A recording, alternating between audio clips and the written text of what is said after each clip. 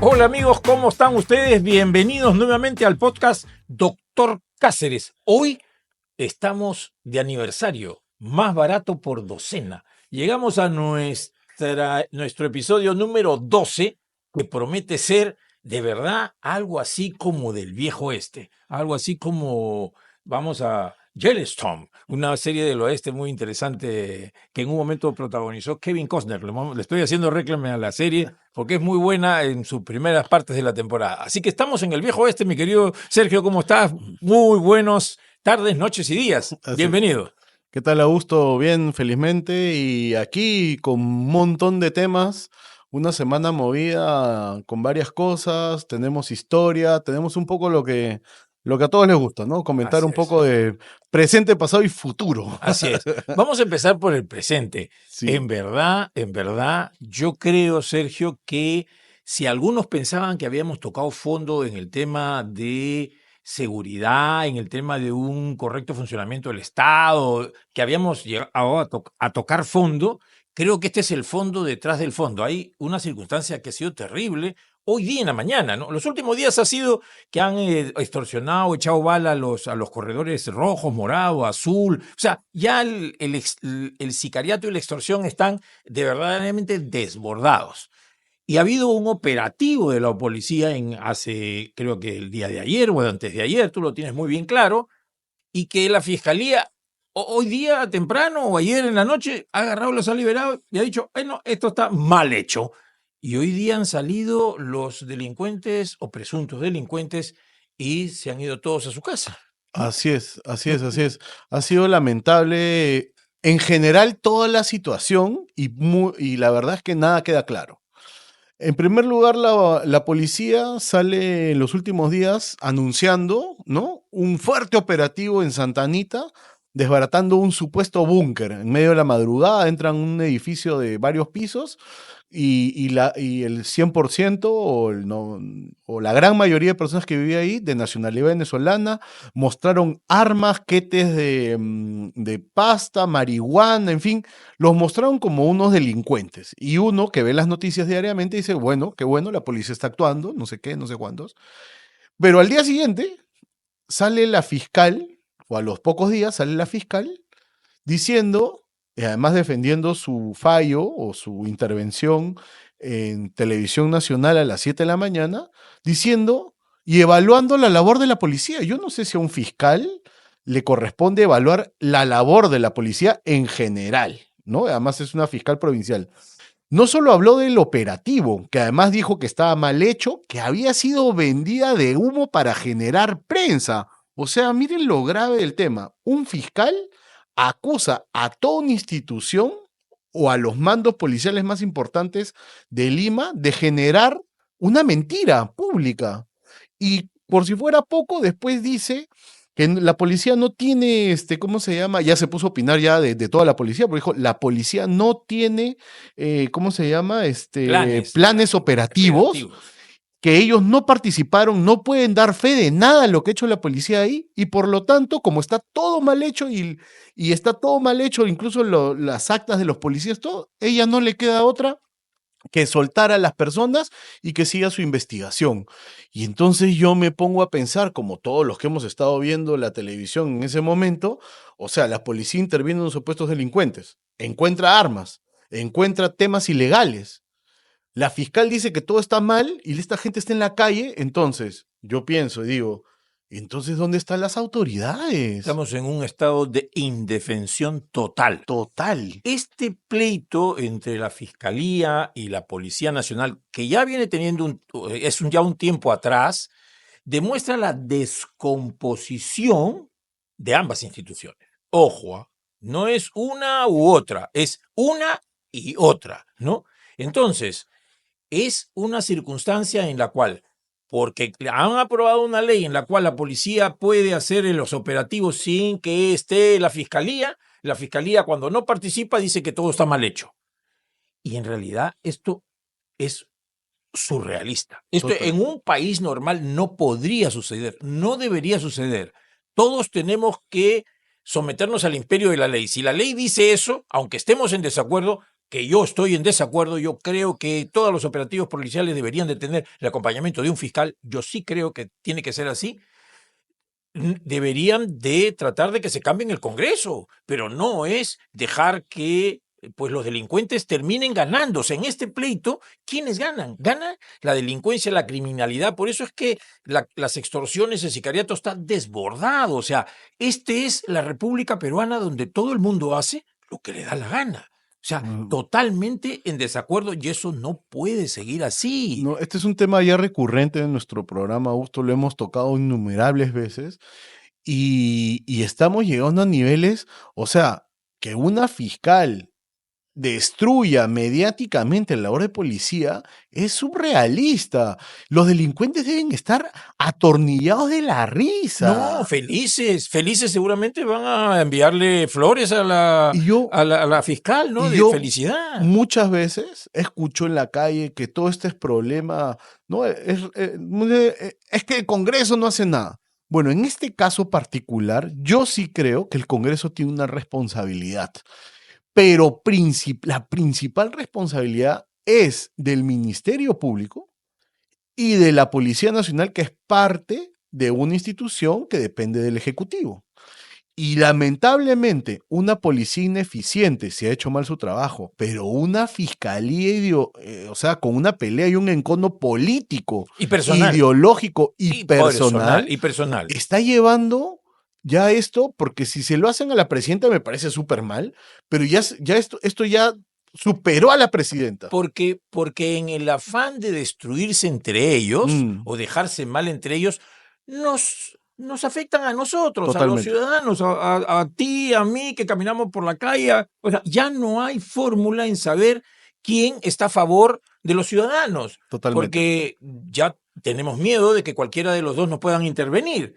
Entonces, esto tiene que cambiar y debería de ser una de las cosas que yo me gustaría escuchar de estos 43 partidos, a ver si alguno de estos líderes, entre comillas, de que hay en estos 43 partidos, sale a decir algo que va a hacer. O No, sea, ¿cuál es su posición? ¿Qué estrategia va a tomar? ¿Qué decisiones va a tomar al respecto? No que va a salir a conversar, ni que son buena gente, ni aquí esto de que la concertación y la conversación. No, aquí hay que tomar decisiones con respecto a cómo debe de trabajarse todo lo que es el sistema judicial, porque no se escapa nadie de este tremendo embrollo en el que estamos. yo creo que muchas personas, y esto es gravísimo, que están en la política, temen decir públicamente que necesitamos una reforma judicial. Yo lo he escuchado muy poco y si lo he escuchado ha sido en voz baja. No hay nadie que levante su... ¿Y eso por qué es? O porque tienen rabo de paja, o porque si no lo tienes, sabes que te va a caer la quincha. Ah, no, claro, por supuesto, O ¿no? O sea, sea, en este país en el cual en realidad ya no hay una percepción de inocencia. Ya tú no eres inocente si no tienes que demostrar tu inocencia, como dijo la ex fiscal Barreto, que era la fiscal de la fiscalía más importante de la EFICOP, y él dijo, no, no, no, aquí la persona tiene que venir y demostrar que es inocente, ya no es que hay una presunción de inocencia. Entonces, bajo este sistema en el cual todos se echan barro con ventilador, todos estamos expuestos, pero tiene alguien que salir a decir las cosas como son. Nos toca a nosotros, en este espacio, en el espacio del podcast Doctor Cáceres, donde siempre decimos lo que pensamos, pero buscando que las cosas se solucionen. La Policía Nacional del Perú no es mala per se, que va al contrario, hay valiosísimos efectivos y personas de gran valor, igual que en la Fiscalía. Yo sé que hay fiscales que son buenos y probos, pero todos están prestándose a este pleito totalmente absurdo en el cual uno quiere prevalecer sobre el otro. Y aquí no hay que nadie prevalezca sobre ninguno. Aquí lo que debe prevalecer es el interés del ciudadano. Ellos deben de pensar en el ciudadano. Todos los funcionarios públicos, y yo lo he sido en un momento determinado, deben de trabajar por el interés general y el bien común. Es decir, son dos palabras que son fundamentales y se complementan unas a otras. No hay interés personal, no hay interés de nadie, ni de grupos. Bienestar general y el interés común. En los suyos deben de quedar a un lado. Lo de los generales, lo de los fiscales superiores, todos deben de quedar a un lado porque para eso precisamente la nación los pone en ese sitio. Y por lo tanto, la nación en un momento determinado también los tiene que expectorar, porque tenemos que sacar a los malos elementos. Y eso de ahí tiene que haber una depuración de verdad efectiva y eficaz, que lo tiene que hacer el Congreso. Creo que este no lo puede hacer, porque este Congreso lo único que hace es, pues, cometer error tras error. Porque ahora resulta, Sergio y amigos, que se han encontrado, creo que 350.000 firmas falsas, Eso. ¿no? Hechas en varias centrales o centralitas o fábricas de firmas, donde hay varios de estos nuevos 43 partidos, y resulta que nadie sabe si eso los va a invalidar para participar o no en las elecciones, porque el Congreso eliminó el control que tenía que tener la RENIEC sobre el chequeo de las firmas. Entonces ahora ya no se sabe si estos que han hecho, pues hay algunos hay un solo fulano que ha puesto la huella en 100, en 200, 300 padrones. Es decir, alguien que ha actuado de manera dolosa, es decir, haciendo trampa dolosamente, va a participar en las elecciones del 2026. ¿Qué nos dice que estos señores no van a hacer fraude? ¿Qué nos dice que no? Si se pueden permitir eso, debe ser un descalabro. Y eso es responsabilidad del Congreso por querer hacer las cosas para favorecerse ellos, sus amigos, y tener la posibilidad de seguir mamando de la teta del Estado, porque fuera del Estado no podrían ganar ni siquiera una décima parte de lo que ganan siendo congresistas y algunos otros siendo empleados públicos. Eso es la verdad de la milanesa. Y Totalmente de hay que acuerdo. salir a decirlo con claridad, y desde aquí lo decimos con claridad, porque no queremos que esto sea solo una denuncia, queremos de que haya una respuesta. Queremos ver a los próximos candidatos que van.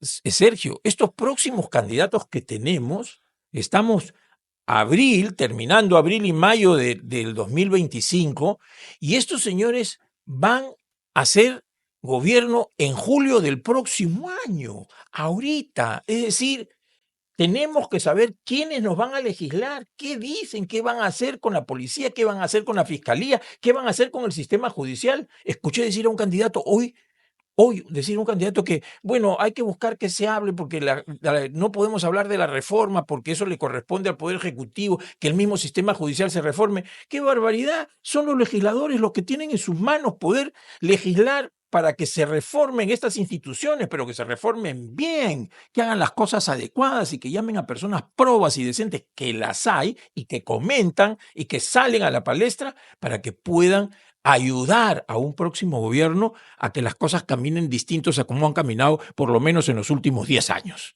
Correcto. No, es terrible lo que ha pasado con esto de las firmas. Además, lo peor de todo es que nos estamos ya ya empezó el cronograma electoral, lo que pasa es que dura bastante tiempo, y nos encontramos en una situación que nadie sabe qué puede pasar, porque como ya las firmas ya entraron al jurado y los partidos ya han sido validados, entonces ahora todo el mundo se pregunta, ¿y qué va a pasar con los partidos? ¿Qué? ¿Van a quitar las firmas falsas? ¿Van a revisar todas las firmas? ¿Van a anular los partidos? ¿Van a sancionar? ¿No van a anular? Es decir, estamos en un juego donde las reglas no son claras. No, claro, Y eso es terrible. porque el sentido común es el último de los sentidos que existe, el menos común de todos los sentidos. ¿Qué nos dice el sentido común, queridos amigos? No sé si ustedes opinan como yo, pero el sentido común nos dice que todos aquellos que han hecho sus firmas falsas, ¿no? Y que han entrado con firmas falsas, deberían de ir a reestructurar sus firmas, hacer nuevamente sus firmas, pero para las próximas elecciones Sí, claro. del 2031. Sí, O sea, claro, no por para supuesto. de estas, chao, por tramposos. Sí, Y claro. además, si se detecta que han hecho la trampa adrede, pues su denuncia para que les investiguen. Además, con razón, pues tenemos 43 partidos, Augusto. A ver, en un país donde todo el mundo públicamente desdeña la política, donde todo el mundo se siente alejado de la política, donde los partidos tradicionales y más populares que tienen años en lides electorales no tienen arrastres populares masivos, ¿de dónde salen 43 partidos? A ver, explícame. Bueno, pues hermano, Ahí está. yo te lo voy a decir con toda sinceridad y con mucha pena. La mediocridad nos ha invadido. Total. La mediocridad nos ha invadido en todas partes, en el aparato del Estado, en los partidos políticos, es decir, las personas menos capaces y más rapaces son las que han asaltado los partidos políticos, en su mayoría y de aquí quiero deslindar de los buenos políticos y de los buenos partidos, que los hay pocos, pero la mayoría están invadidos por la mediocridad. Hay que cambiar ese sentido de que la política tiene que ser invadido por gente nueva. No, la política tiene que estar llena de gente que tenga experiencia política y también probidad, o sea, que Pero sean claro, probos, o pero sea, claro, ambas. tiene que haber una élite política. Exacto. No se trata de traer gente nueva para probar qué pasa. No, gente nueva para que reemplace a los que roban a los antiguos rateros, para que hayan nuevos. Pues sí. Eso no puede ser, ¿no? No, Eso tiene que cambiar y para eso tiene que instalarse un sistema en el cual el mérito y la meritocracia sea vamos a decir, el punto específico por el cual se debe de estar en política y en los puestos públicos. Sí, y una última cosa que quería tocar antes de entrar a los temas que teníamos preparados. Hoy en la mañana también el famoso coordinador del equipo Lavajato, Señor Vela Barba, Vela Barba, salió en una radio nacional, ¿no? A decir todo lo que va a pasar. El señor ya sabe todo lo que va a pasar. Que Susana Villarán va a entrar a juicio y la van a condenar. Que lo de Vizcarra ya está por condenar. Es decir, yo no soy ni partidario de Susana ni partidario de Vizcarra. Si hicieron algo malo, que cumplan sus penas.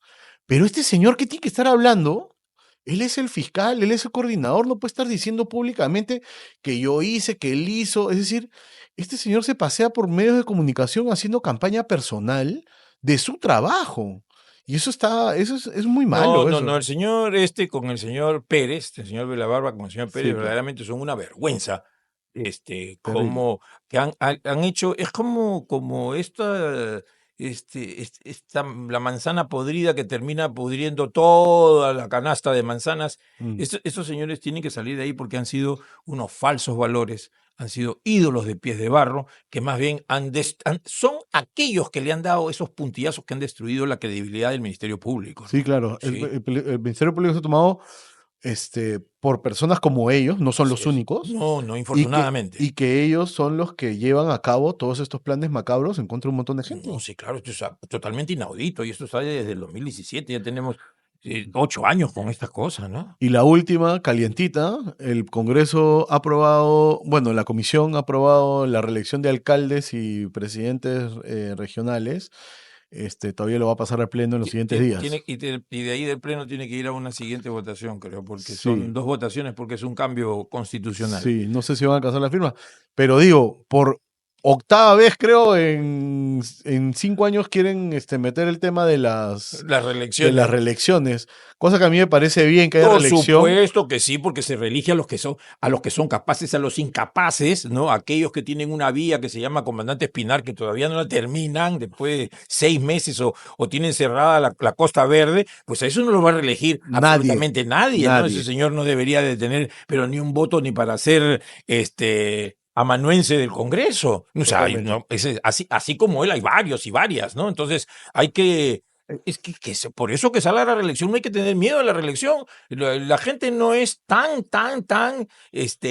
vamos a decir, manipulable como se cree, ¿no? Al final de cuentas, no acertamos porque de un universo de, por decirte, 3.000 candidatos hay 2.800 malos, entonces la verdad es que equivocarte tienes posibilidades grandes, ¿no? O sea, sí, claro. no hay mucha, lo que hay que trabajar es porque el universo de candidatos mejore. Por supuesto. Y esa es la labor de los partidos políticos. Claro. O sea, ahí hay todo un tema, ¿no? Sí, así que sí. Nada más, como decía una persona que yo recuerdo mucho en mis años juveniles, que veía unas charlas de café que se llamaba Vicente González Monteolivo, decía, sí, pero a los buenos no nos llaman, decía.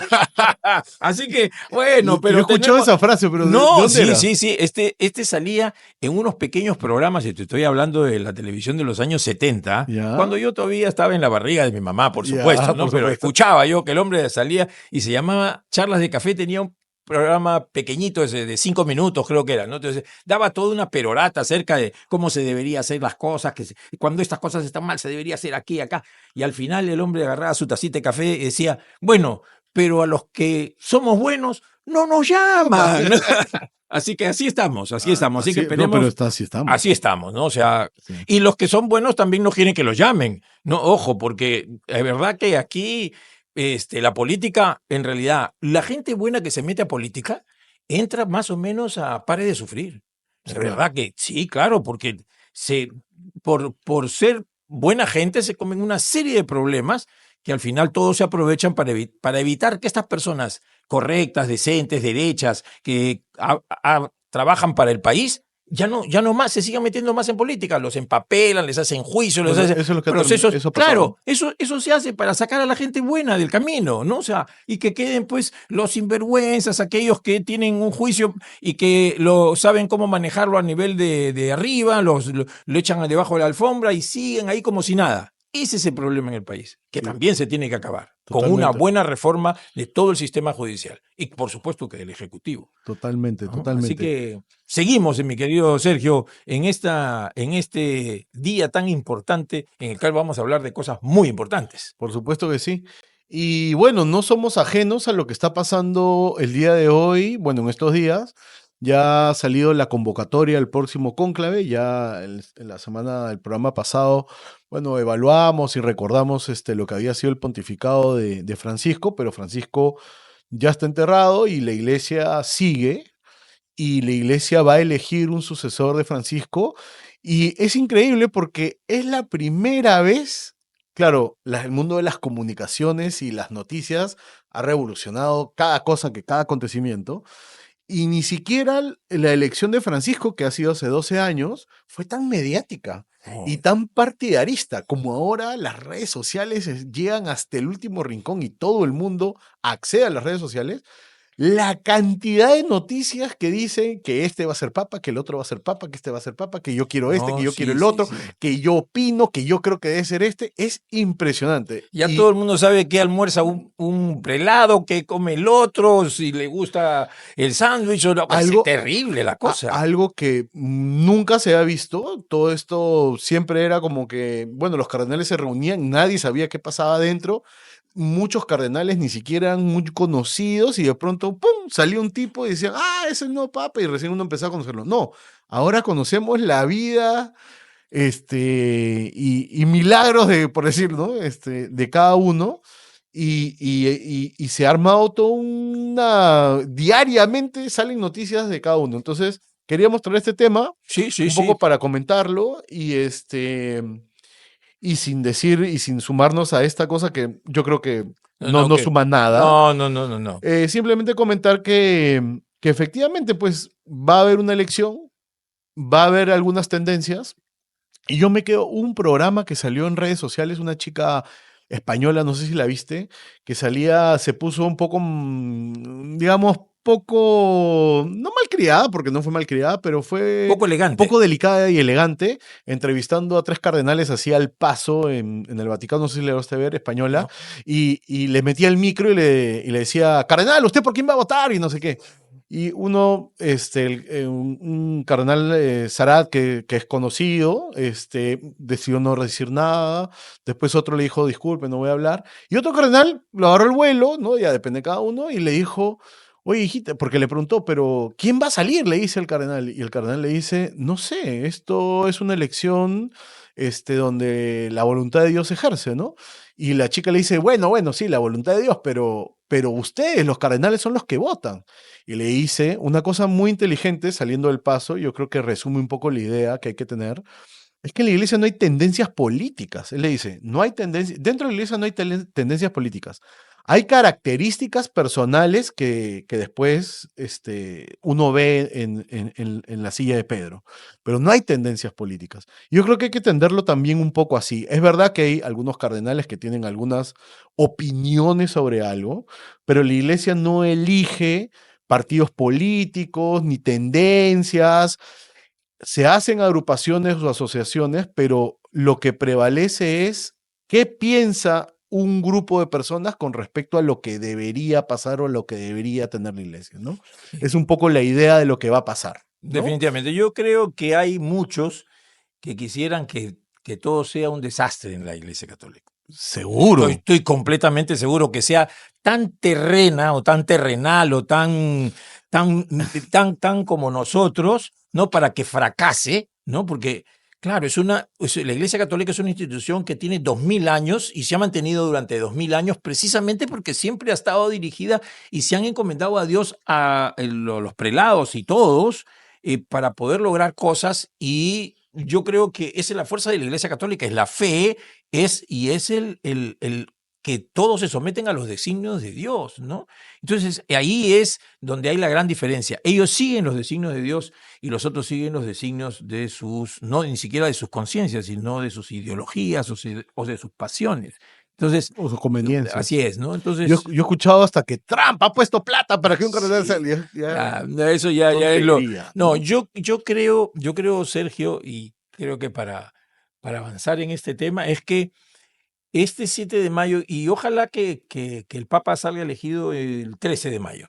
Yo creo que va a ser una elección, si sale el 13 de mayo, es una fecha pues emblemática Sería histórico porque pero claro, además el cónclave empezaría 7, 8, 9, 10, 11, 12, 13. Duraría 7 días. 7 días, ¿no? O sea, sale y bueno, como ustedes saben, el 13 de mayo es una fecha pues emblemática en la historia del catolicismo, ¿no? Que es el día que la Virgen María se presentó, ¿no es cierto? Sí, a Y los tres a los tres pastorcitos pastores en en Fátima, Fátima, sí, ¿no? correcto. Y bueno, dio unos mensajes que todavía están en elucubración de nosotros los mortales. Yo estoy seguro de que los papas lo conocen, pero fue una aparición pues que está certificada, y yo creo particularmente que va a ser muy simpático que este 13 de mayo tengamos un papa iluminado por la Virgen María, que es pues la madre de todos, y nos va a ayudar a que nuestra iglesia siga ese rumbo que nosotros queremos, que sea la guía espiritual de todos, no solamente de los 1.400 millones de católicos, sino de todos aquellos y los otros 1.000 millones de cristianos, casi 2/3 de los seres humanos, de los habitantes de este planeta, estamos bajo la fe de cristiana. Entonces es importante que este nuevo Papa se guíe pues nos dé el mensaje para que nos ayude a seguir saliendo adelante en un mundo tan difícil y tan complicado, ¿no? Por Así que supuesto que sí. Y lo que queda es rezar por el nuevo papa, sea quien así es, sea. así es, así, Sea por quien sea. supuesto. Y apoyar así Sí, sí, sí. con las oraciones y siendo buenas personas. Sí. Porque en esta eterna lucha entre el bien y el mal, nosotros tenemos que representar al bien. Y como dijo el general San Martín, ojo, escuchen esto y lo repito cada vez que puedo, es más bulla hacen 10 fulanos gritando que 10.000 buenas gentes calladitos. Así Sí. que hay que tener posición y hay que tomar posición y acción. Eso es lo importante. Por supuesto que sí. Y nos vamos a una fecha que acaba de pasar hace unos días, la dejamos pendiente en el programa anterior, que era el Día Internacional del Libro, el 23 de abril, hace poquito. Y además lo interesante de esta fecha es que tiene ligazón con grandes, digamos, autores, literatos del mundo, de la historia, porque Cervantes en realidad murió en 22, pero fue enterrado en 23. Exacto. Y el Inca Garcilaso de la Vega también murió el 23 y Shakespeare también. Entonces, es una fecha para conmemorar y para reflexionar en nuestro caso, que somos uno de los países que menos Menos lee en el lee, mundo. así es, ¿no? Con la llegada de la imprenta, ¿no es cierto? Por allá por 1500 y pico, ¿no? La imprenta de Gutenberg, ¿no es cierto? Se revolucionó, el mundo se revolucionó, una revolución con la llegada de la imprenta, más o menos como con la llegada del Internet ha habido la siguiente revolución, pero la revolución del conocimiento se da con la llegada de la imprenta por Gutenberg, y comienzan pues a editarse los libros. Antes todos eran manuscritos y solamente habían unas pocas personas que tenían acceso a estos manuscritos, solo los muy ilustrados, las personas de las élites más pequeñas en el mundo. Con llegada de la imprenta, pues se comienzan a publicar una serie de obras, ¿no? Y esto comienza a hacer que más personas puedan ser ilustrados. Yo estoy casi seguro que la idea de la imprenta, la lectura y el conocimiento es lo que ha hecho avanzar este mundo desde 1550 más o menos hasta la fecha, de manera, pues últimamente de manera geométrica, o sea, exponencial, o sea, hemos avanzado enormemente y el conocimiento se ha ido haciendo cada vez más universal, ¿no es cierto?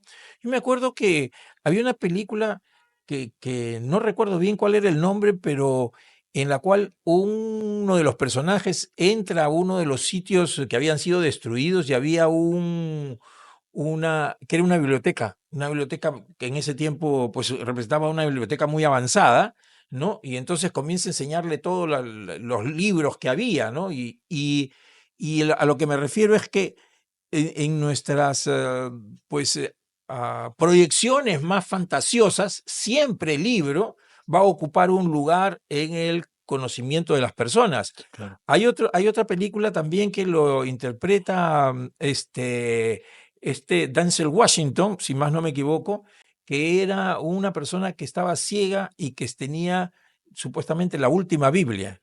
Entonces, esta persona camina en un mundo caótico, estos que siempre se presentan, pero él no parecía que era ciego, ¿no? Pero estaba guiado por la mano divina, llega a un sitio y le dicen, y él tenía como una mochila que siempre la cuidaba, y le dicen, bueno, ¿y cuál es la mochila? ¿Dónde está la Biblia? Entonces él saca la Biblia y era una Biblia que estaba en braille. Y él comienza a dictarles a estas personas que comenzaban a recoger todo el conocimiento y la Biblia. Entonces, por eso digo yo, en nuestras proyecciones más fantasiosas, la lectura de las cosas buenas, la lectura de cosas importantes, entre ellas la Biblia, por supuesto, nos reflejan ese afán de conocimiento que tenemos los humanos. O sea, la lectura, como ya lo hemos comentado alguna vez, despierta que tu imaginación, hace que las neuronas tengan una mayor actividad sináptica, es decir, que la acetilcolina, ¿no? Que todos los neurotransmisores como la dopamina, pues se estimulen cada vez más y nosotros expandamos más nuestro conocimiento. Y solamente el conocimiento hace que nos abramos más al conocimiento. Hay un aforismo que dice que el conocimiento no ocupa lugar. Entonces, bajo esas características, es todas estas cosas que estimulan pues la lectura, que estimulan la lectura de buenas obras, por supuesto, y en el camino también nos podemos equivocar y leer algunas malas obras, pero ya podemos tener vamos a decir, la capacidad para poder discernir qué tan buena y qué tan mala es como ahora en el Internet. O sea, no es que todo lo que sale en el Internet es cosa buena, pero tenemos la capacidad, o cierto, tenemos la capacidad para poder discernir y eso es otro tipo de conocimiento. En el Internet vamos a encontrar mucha información, pero el conocimiento sigue siendo un proceso en que hay que irlo pues trabajando y educando, y ahí la lectura nos lleva a otros paraísos, digamos, incontrastables. Mientras vas leyendo, puedes después cerrar los ojos e imaginarte con Robinson Crusoe en esa isla perdida, te puedes imaginar en los siete mares, te puedes imaginar navegando en el submarino de Julio Verne o viajando a la luna, tantas cosas que no puede hacer que nuestra imaginación nos ayude después al pensamiento lógico matemático. Es decir, la lógica se da precisamente porque estimulamos a nuestro pensamiento. Y eso es lo que se quiere sintetizar con el Día del Libro. Miguel de Cervantes Saavedra, el escritor de El Quijote de la Mancha, ¿no? Es uno de los más célebres libros de De la la literatura literatura, universal, de la ¿no? literatura universal, la literatura hispana y la literatura universal, ¿no es cierto?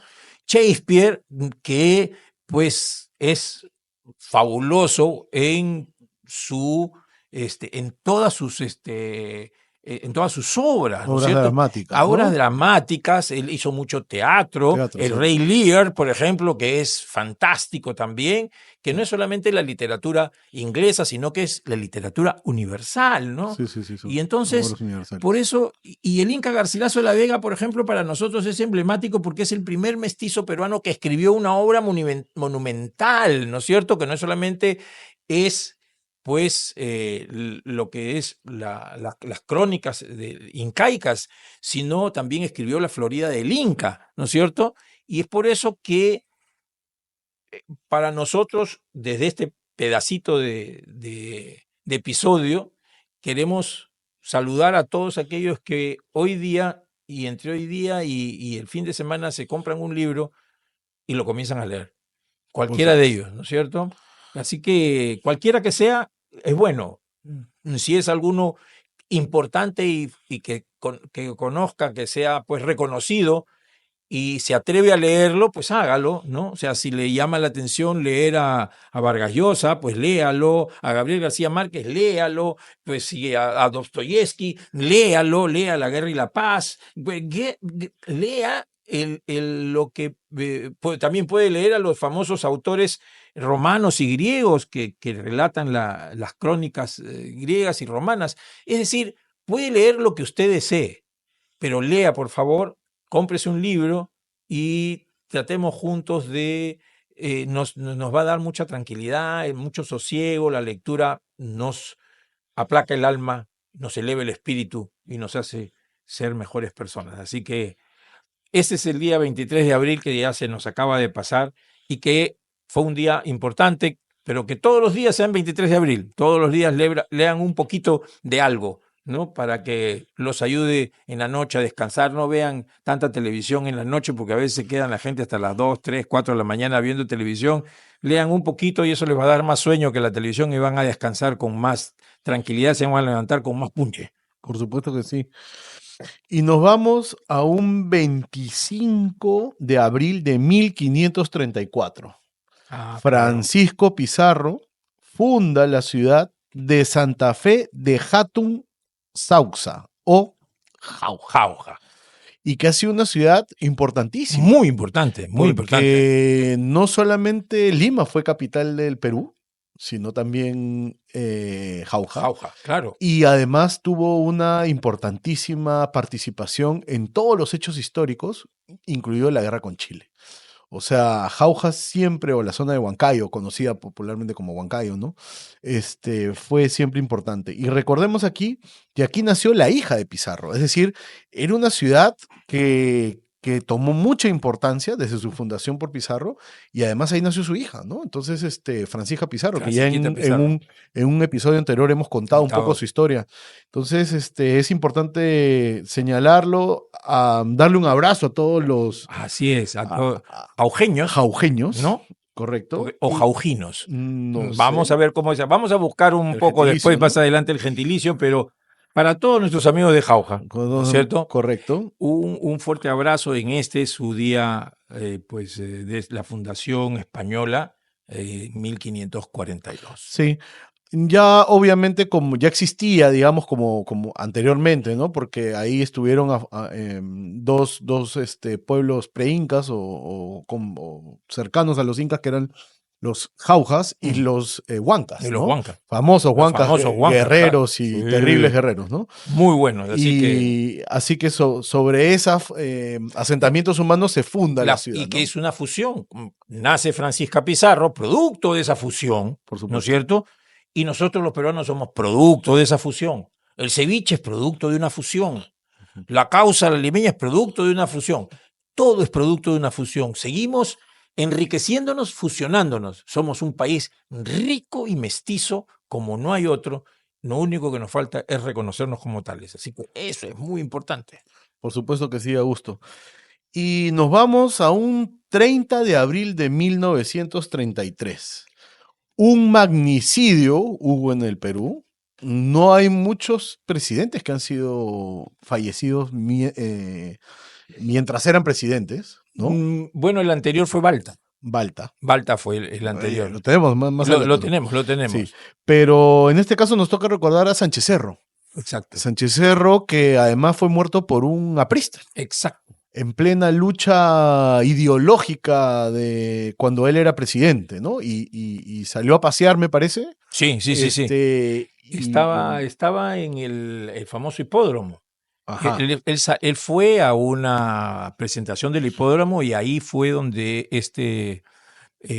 militante aprista lo mató, ¿no? Él era una fecha, pues trágica porque significó una persecución después, o sea, una guerra civil, hubo una guerra civil, hay un famoso libro, El año de la barbarie, que es importante de revisarlo, hubo la revolución de Trujillo, que supuestamente había sido dirigida, encomendada por Haya para que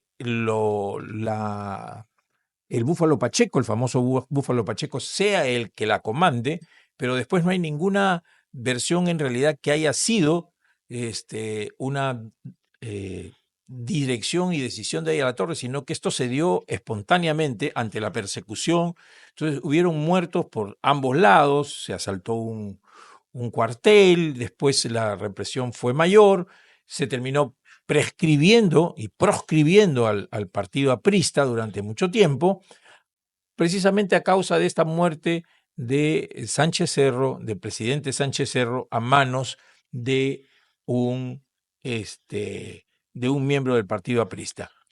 Sí, en el hipódromo en esa época quedaba donde hoy día es el Campo de Marte, Exacto, en Santa Beatriz. Exacto. Y la persona que atentó contra su vida fue Abelardo Mendoza Leiva, ¿no?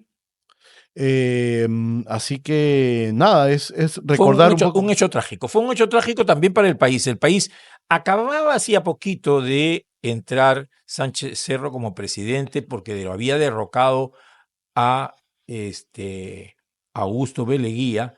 Sí. Él había sido parte de un golpe de Estado a Augusto B. Leguía y un gobierno revolucionario, y después él, producto de una revolución, la revolución de Arequipa, y después él ya es elegido presidente, y como presidente es que es se dio a cabo este magnicidio. Entonces el Perú estaba convulsionado y esto lo terminó convulsionando más. El partido aprista, que en ese momento era un partido joven, que había tenido representación en el Parlamento, tenía pues se estaba haciendo una nueva constitución, la constitución que terminó siendo la constitución de 1933, que esa constitución fue la que nos gobernó a los peruanos hasta que se hizo la de 1979 por el gobierno aprista de la constituyente, y que después fue reemplazada por la constitución del 93, que es la que ahora nos rige. Entonces, en ese tiempo había pues toda una vorágine política.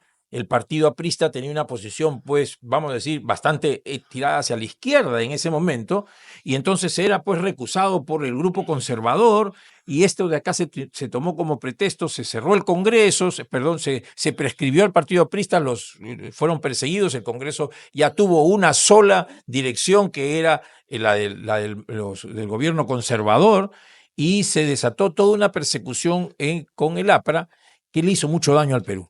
Durante los siguientes decenios se hizo mucho daño al Perú. Entre el año 31 hasta el año 1979, ¿no? Estamos hablando de casi 1980, que se elige a Aya La Torre, el partido estuvo proscrito, sacado del padrón de partidos, porque supuestamente era un partido extranjero, no un partido que se había formado en el extranjero. Entonces, México. exactamente. Y eso le hizo un daño terrible al Perú, ¿no? Esas cosas no se deben de repetir, bueno, y por eso que las recordamos. El odio en la política. El odio y la política. El odio personal, ¿no? Así es, ¿no? La política genera mucha confrontación, mucha pasión, pero no debe generar odio. Fractura no. No puede. Y aquí nosotros somos demasiado emotivos y terminamos odiando a nuestros adversarios, y eso no debe suceder, porque además nos aparta de otro precepto, de ese pretexto cristiano. O sea, si Dios nos dijo, amaos los unos a los otros como me deben de amar a mí, entonces, y sean todos como hermanos, este odio político pues va en contra de los preceptos cristianos, y por lo tanto es una de las cosas que nosotros tenemos siempre que tener en cuenta cuando tengamos adversidades políticas, cuando tengamos uno que piense distinto al nuestro. No es cuestión de combatirlo para eliminarlo, sino de pues tratar de sacar alguna conclusión de algún enfrentamiento que no lleve más de allá que el enfrentamiento verbal. Sí, claro que sí. Para terminar este tema, Sánchez Cerro, recordemos que tenía un partido que se llamaba Unión Revolucionaria. Unión Revolucionaria. Y tenía, digamos, a ver, era como una especie de fascismo peruano, era como, era muy parecido el discurso, digo, el que planteó Ollanta Humala en su Sí. primera parte, no cuando salió presidente, sino la primera vez que era un poco más confrontacional. Bueno, así era un poco el discurso de Sánchez Cerro de esa época, ¿no? Sí, sí. Así Bueno, que, pero también el APRA también era confrontacional, así que sí, imagínate, claro. fueron 2 choques de trenes. No, sí, claro. O Y sea, terminó en la muerte de un y presidente, terminó ¿no? en la muerte del Y los presidente, otros expulsados, ¿no? claro, y el Perú atrasado. Sí, O por sea, al supuesto. final los ciudadanos son los que pagan patos, así como en el enfrentamiento que hay entre los fiscales y la policía hoy, en ese momento también nosotros Claro. terminamos pagando patos con un atraso del Perú gravísimo Sí, en claro. en Ahora, el tiempo. ahora ya no se matan presidentes, pero sí los meten a todos a la cárcel, ¿no? Así es, ¿no? Entonces, lo cual también es otra aberración, ¿no? Totalmente. Ya hablaremos en algún momento acerca de esa circunstancia. Bueno, y nos vamos a otro presidente del Perú, a José Balta, que nació un 25 de abril de 1814. ¿Y por qué es importante recordar a José Balta, Bueno, Augusto? José Balta es el último de los presidentes militares, porque él fue militar, ¿no? Y él fue elegido en 1868, ¿ya? Él fue elegido en 1868 después de una revolución que hubo, en donde estuvo Pedro Díez Canseco, y hubo unas elecciones y al final salió él el elegido, y hizo dos cosas que llaman la atención, que no deberían de hacer los presidentes, es nos metió en unos empréstitos espectaculares por la cuestión de los ferrocarriles, se comenzó a construir ferrocarriles hasta para irse a a la playa, ¿no? Y casi todos improductivos y productos de empréstitos, ¿no? Por la cuestión del guano, y firmó un contrato porque su ministro de Economía fue nada más y nada menos que Nicolás de Piérola. Y Nicolás de Piérola firmó el contrato de Dreyfus, que al final nos hizo mucho daño, porque nos dio 2 millones de libras en ese tiempo de adelanto, y nos dijo que nos iba a dar 800.000 soles todos los meses. Justo fue la época previa a la guerra con Chile, ¿no? Exactamente, Justo poquitos años antes de la guerra con Chile. fue en los 10 años anteriores, ¿no? Mientras los chilenos se armaban, nosotros nos desarmábamos. Porque una de las pocas cosas buenas que hizo este señor, ¿no? Fue mandar a construir 2 navíos. Que cuando llegó Pardo, el siguiente gobernante, que ya fue civil, el primer gobernante civil, que tampoco no nos. El último gobernante militar nos tocó malo y el primer gobernante civil nos tocó malo también. El señor Pardo mandó a que ya no se hagan esos buques, o sea, no se renovó la flota. Entonces, la historia de Balta es trágica porque él muere asesinado por los hermanos Gutiérrez. Los famosos Los hermanos Gutiérrez, 2 coroneles. Eran cuatro. Eran cuatro. Tomás, Silvestre, Marcelino y Marceliano. Y Marceliano, eran Marcelino y Marceliano. Creo que, Correcto. y Marcelino y Marceliano eran los más revoltosos. Ujú. Y entonces, y Tomás había sido ministro de guerra, ¿no es cierto? De él, precisamente, sí, sí, sí. ¿no? Se le voltearon. Se le voltearon, ¿no? Clásico. Entonces, sí, bueno, Típico. ¿qué te puedo decir? Entonces, él termina siendo muerto por estos insurrectos, ¿no? Y por eso es que terminando, faltaban días para que termine su mandato. Entonces murió trágicamente y los hermanos Gutiérrez también todos terminaron trágicamente. Muertos trágicamente. Así es, porque al final de cuentas a Tomás y a Marcelino creo que los colgaron del campanario de la catedral en esa época. Sí, claro. La muchedumbre que salió enardecida por la muerte de Balta, ¿no? Entonces, fíjense ustedes lo que pasaba. 1872, estamos hablando de años luz de nuestro, más de 150 años. Sí, claro. Balta nació antes de la independencia. Ah, sí, claro, Así claro. que, Sí, ¿no? entonces, Y fue un militar, o sea, su carrera militar, ¿no? ahora, bueno, claro, ya no estamos en la época de matar presidentes ni de matarnos, bueno, entre peruanos sí, pero de otras por delincuentes, ¿no? Pero no hemos madurado políticamente desde esa época, ¿no? Absolutamente, ¿no? Absolutamente, porque ahora se muestra como si fuera una cosa muy grande que hemos hecho, que tener presidentes presos. Yo estoy avergonzado. Totalmente. Totalmente avergonzado, ¿no es cierto? Totalmente. Ante el mundo nos mira como diciendo, ¿qué tipo de gente son estas, no? Que tienen los últimos 4 presidentes, todos están presos.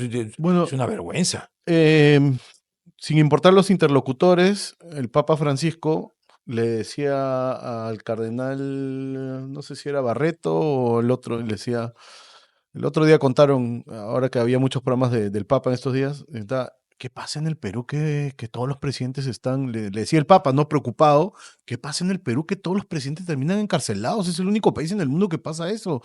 De verdad es No, infano, no, ¿no? sí, no, Totalmente. totalmente, pero es una Insano. locura. Y aquellos que están alegres por eso son también de locos. Loco, porque nadie puede estar alegre de tener a 4 o 5 presidentes presos, ¿no? Algunos con razón y los otros sin razón. También hay que poner las cosas en su real dimensión. Totalmente. Bueno, y para ir finalizando el programa, tenemos una última, eh, una última persona poco conocida. Poco conocida. Yo, sinceramente, no conozco mucho de él. No conozco mucho de la guerra con Colombia. Es una de las guerras que, al menos en el colegio, en la universidad, pasa así como que hubo una guerra con Colombia, listo, nos quitaron una parte y chao. Y claro, se enfoca mucho en la guerra con Chile y en la guerra con Ecuador, ¿no? Pero, y la pérdida de territorio casi sin reclamar con Brasil. Pero la guerra con Colombia es una parte de nuestra historia dolorosa también. Dolorosa también. Y este personaje ha sido parte de esa guerra. No, sí, claro, la guerra con Colombia perdimos todo el trapecio amazónico. Leticia, que es ahora una ciudad colombiana que está al otro lado del Putumayo, el río Putumayo que divide Perú de Colombia, pero el río Putumayo era totalmente nuestro, ¿no? Era una ciudad peruana, pero los colombianos decidieron de que era de Colombia y se prepararon para ello. Y nosotros, como siempre, en esas épocas que recién salíamos, o sea, no recién salíamos, pero nos duraba, porque lo que hemos comentado, esta fractura que nos causó la guerra con Chile ha sido larga y dolorosa y persistente, ¿no? Y nos ha marcado, ¿no? Hizo de que, a pesar de que presentamos batalla, nos presentamos batalla porque nos defendimos, no estábamos en las mismas condiciones que los colombianos que estaban mejor preparados. Ellos iban, por ejemplo, a la batalla de Huepí, donde muere el sargento Fernando Lores. Ellos eran 198 que estaban defendiendo la guarnición de Huepí y fueron tomados por 1.200 colombianos, ¿no? Tenían buques en los cuales desembarcaron, por ejemplo, en Leticia. Se desató una batalla anterior en Nueva Tarapacá, una batalla se había fundado una ciudad que se llamaba Nueva Tarapacá, ahí en orillas del Putumayo, y ahora nos las quitan los colombianos. Entonces, fue una guerra y que al final hubo un entreguismo total. El famoso tratado Salomón Lozano, Salomón Lozano en el gobierno de Benavides, ¿no? Augusto B. Leguía. ¿Leguía? De Leguía. Ya. No, perdón, de Benavides. Sí, El Benavides. conflicto se comienza a gestar en la época de Augusto B. Leguía, y Augusto B. Leguía no lo ve como tan importante, no sé, porque ya los colombianos habían avanzadas. O sea, no es una conflagración que fue de la noche a la mañana, fue una crónica de una muerte anunciada. Y al final de cuentas nos terminan quitando que eso fue en 1932. ¿Tú crees que se dejó pasar rápidamente porque era la selva y no había mucha población, o la conexión con la selva siempre ha sido dificultosa, lejana? ¿Por qué crees que no este episodio del Perú ha pasado un poco desapercibido? Yo creo que por dos cosas. Primero, porque en realidad perdimos la guerra de manera sí contundente, ¿no? Los gobernantes de esa época todos eran responsables, ¿no? Ministros, legislativo, ejecutivo, y trataron de rápidamente echarle tierrita al tema, ¿no? Y lo otro es que la selva estaba tan lejos que la gente no sabía ni siquiera dónde estaba el Putumayo, qué cosa era el Putumayo, ¿no? El trapecio amazónico, nadie sabía, era una figura en el mapa, estuvo el mapa de una forma y después cuando perdimos la guerra estaba de otra forma y ya pasó piola. Creímos que no habíamos perdido nada, Y ¿no? perdimos un ingente cantidad de terreno. No te puedo decir la cantidad, pero fue en kilómetros cuadrados, pero fue muy grande. Creo que perdimos más que lo que perdimos en la guerra con Chile. Eso estoy seguro. No, sí, porque la guerra con Chile perdimos entre 45.000 y 50.000 kilómetros cuadrados. Acá creo que perdimos un poco más, de ahí lo encuentras y podemos de repente hacer una comparación. Pero este sargento Lores, que había sido un hombre que se había enlistado voluntariamente, ¿no es cierto? Y había servido y se había listado y fue soldado y después fue cabo y después fue sargento y después se fue ahí a la selva y se desenlistó.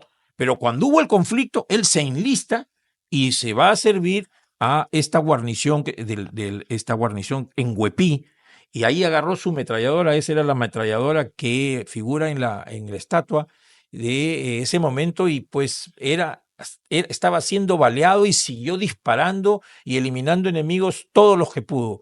Y por ese valor, pues después hay una provincia en Maynas, que es el Sargento Olores. Sí, sí, sí. ¿No? Crearon Una provincia. Una ¿no? provincia, sí, correcto. Así que esa es la recordación, un hombre valeroso, un hombre valiente, ¿no? De los muchos que tiene el Perú, de los muchos que han dado su vida por el Perú, pero lamentablemente olvidado. Y lamentablemente olvidado, ¿no? Un joven, 26 años, ¿ah? Sí. Joven, 26 años. Así que terrible. Pero esa es nuestra realidad y la tenemos que conocer Es nuestra realidad. para que no lo repitamos, queridos amigos. Aquí lo que insistimos es, presentamos a Balta para que no repitamos lo de Balta, lo de Sánchez Cerro para que no se repita lo de Sánchez Cerro, lo del Sargento Olores para que no se repita, recordamos, porque hay que conmemorar a la gente valiente, para que no se repita este tema de que el Perú es pues siempre la frase de Basadre nos puede perseguir con una maldición, eso de que el Perú siempre es más grande que sus problemas, entonces pues nos olvidamos, pues es más grande que sus problemas ya, pues es más grande, nuestros problemas, no, pues los problemas los hacemos nosotros y al final los problemas van a terminar siendo y están siendo más grandes que el Perú, nos está sobrepasando. Entonces vamos a cambiar la frase de Basadre porque los problemas del Perú son más grandes que el Perú, entonces no puede ser.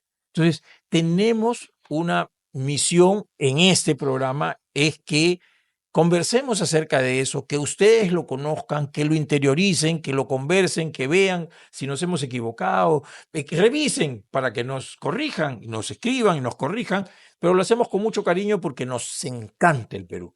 Somos amantes de nuestra patria y quisiéramos que el Perú sea el primer país de Sudamérica. No el primer país de Sudamérica, queremos que sea el primer país de Latinoamérica. No queremos que sea el primer país de Latinoamérica, queremos que sea el primer país de toda América, si es posible del mundo, porque lo amamos, porque más allá de las posibilidades reales, son nuestras posibilidades de nuestro cariño y nuestra fuerza espiritual de ser peruanos. Más allá de cualquier otra consideración está nuestro amor a la patria, nuestro amor al Perú, que quisiéramos que nos inunde a todos y nos ponga a trabajar por un país mejor. Esa es la idea, ese es nuestro destino. Así que nos vemos, queridos amigos, nos vemos, mi querido Sergio, en un próximo programa aquí en Podcast Doctor Cáceres. Y ya se viene, no hay 13avo malo.